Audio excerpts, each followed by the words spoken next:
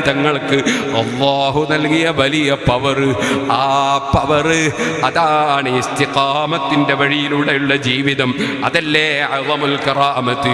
എല്ലാ മശായിഖന്മാരും പറഞ്ഞു ഏറ്റവും വലിയ കറാമത്ത് എന്താണ്?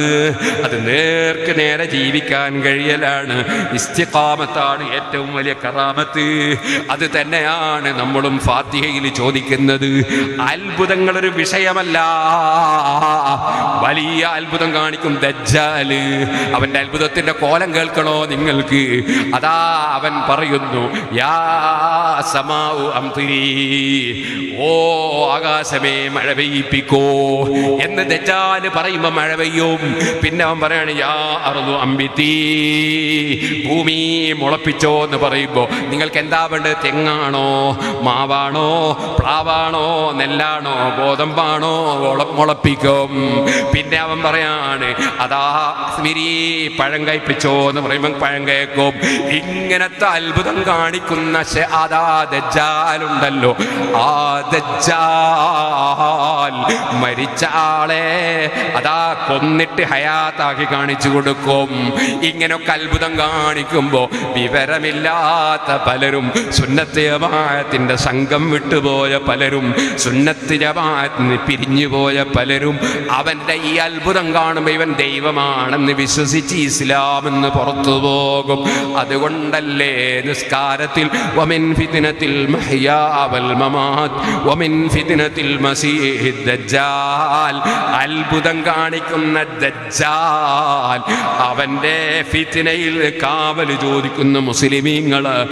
ദജ്ജാൽ അത്ഭുതം കാണിക്കുന്നതിനാൽ അവൻ മഹാനാകൂല, അവൻ ഇലാഹാകൂല, റസൂലോ നബിയോ വലിയോ സാലിഹോ അലിമോ ആകൂല.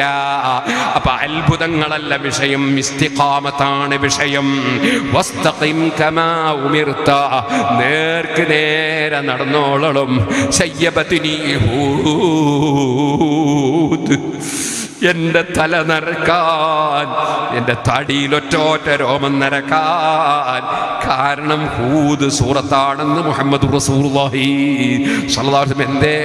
ആ ഹൂദ് സൂറത്തിൽ ഒരു ഓർഡറാണ്, ഫസ്തഖീം കമാ ഉമിർത, കൽപ്പിക്കപ്പെട്ടതുപോലെ നേർക്ക് നേരെ പോയിക്കോളണം. ആരോടാ ഓർഡർ? ഹബീബ് മുഹമ്മദ് റസൂലുള്ളാഹി. അതേ നരച്ചുപോയി ഹൂദ് സൂറത്ത് കിട്ടിയപ്പോ. അത്ര ഗൗരവമാണ് ആ സൂറത്തിന്.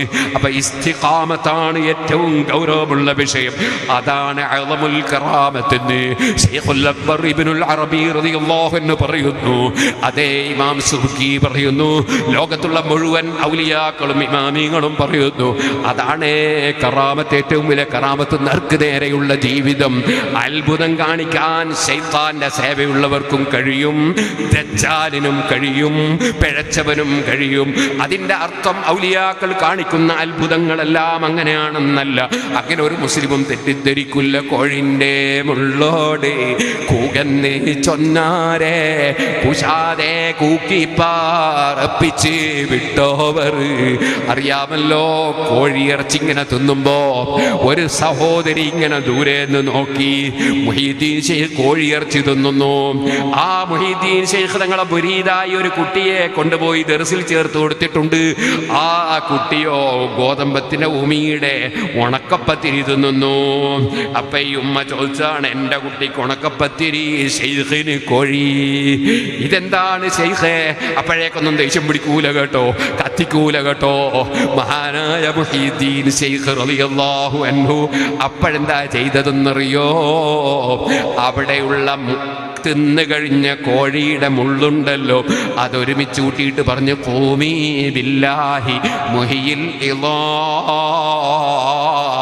എല്ലിനെ ജീവിപ്പിക്കുന്ന അല്ലാഹുവിനെ മുൻനിർത്തി ഞാൻ പറയുന്നു, അതാ എഴുന്നേറ്റ് പോയിക്കോ. അള്ളാന്റെ പേരിന് വലിയ ബർക്കത്തല്ലേ. ബിസ്മില്ലാഹി മജ്റാഹാ വ മുർസാഹാ.